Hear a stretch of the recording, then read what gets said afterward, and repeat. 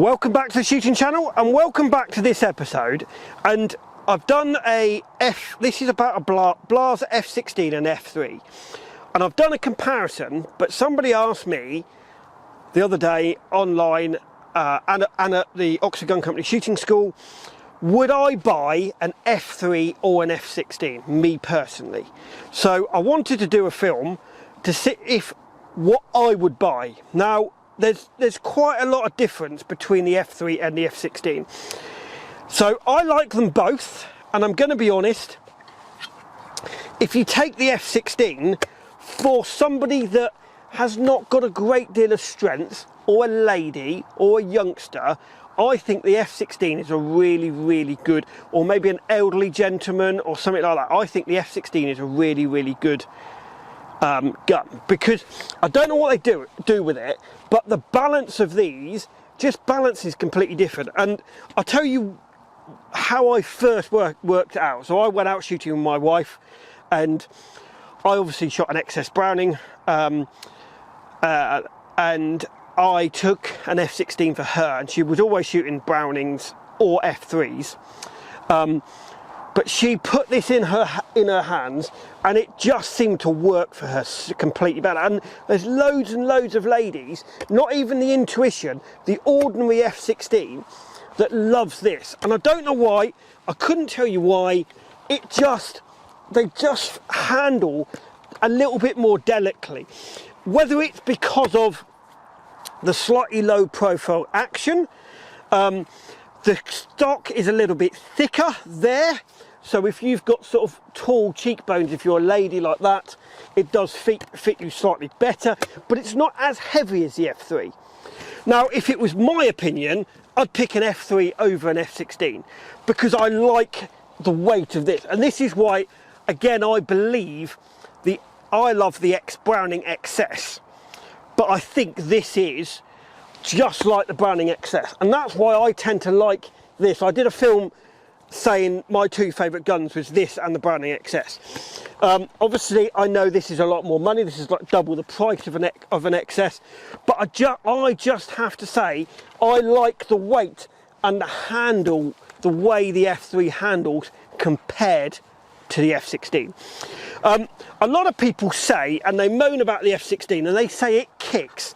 Now I'm going to be honest, that is a complete utter myth, because I've seen loads of people shoot these and they don't kick. Yes, if you use really thumpy cartridges, anything's going to kick, apart from something really heavy. So if you hear anyone saying, oh, the F16's got a load of reputation, that's rubbish, because it doesn't.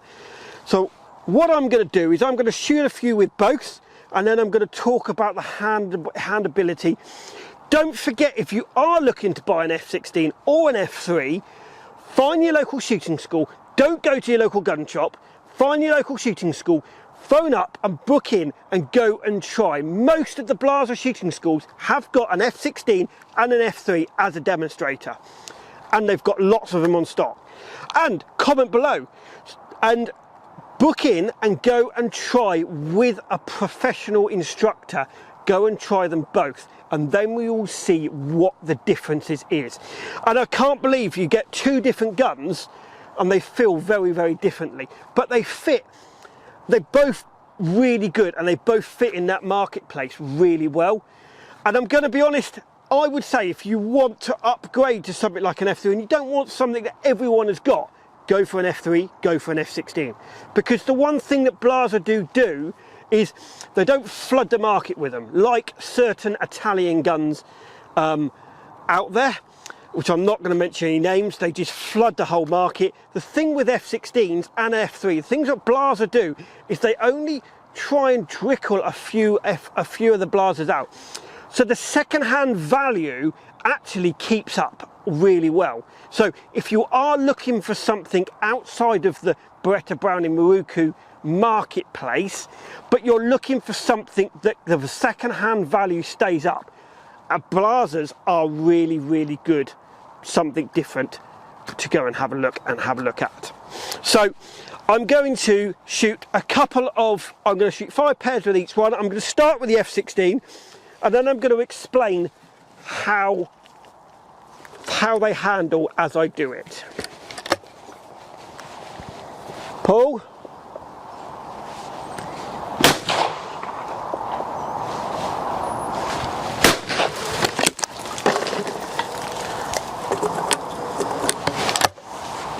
pull,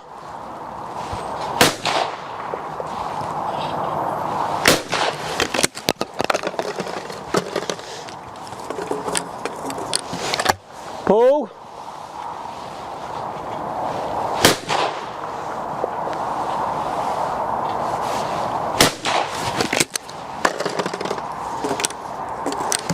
pull,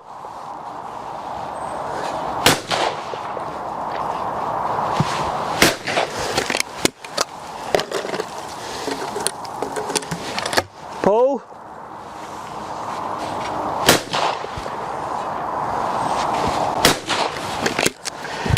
so that's the Blaser F16, and I'm going to be honest, if you're actually looking for a nice delicate little clay gun or a lovely little partridge gun that's not too heavy, that you can move just nicely, I'm going to be honest, have a look at the F16. It is a fantastic gun, value for money.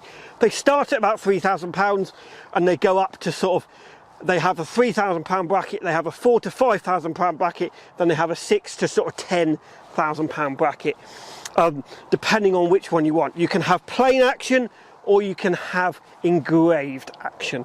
And I'm going to be honest, the handability, no, they don't thump.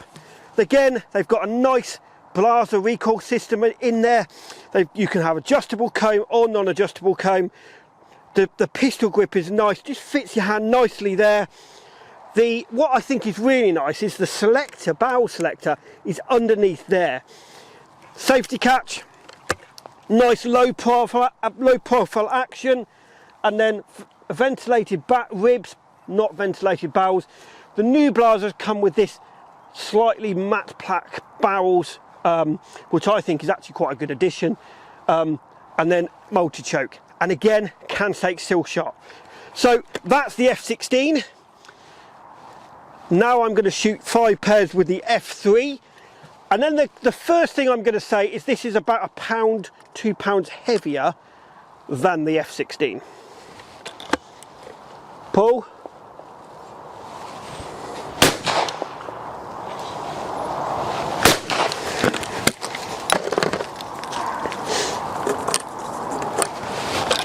pull,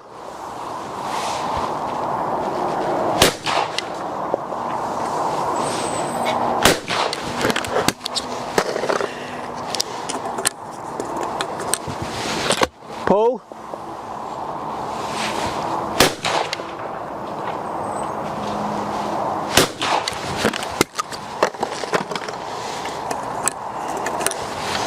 pull,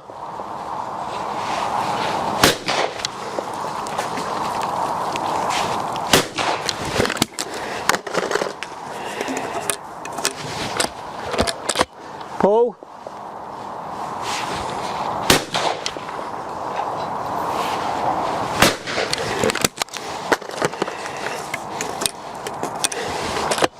pull,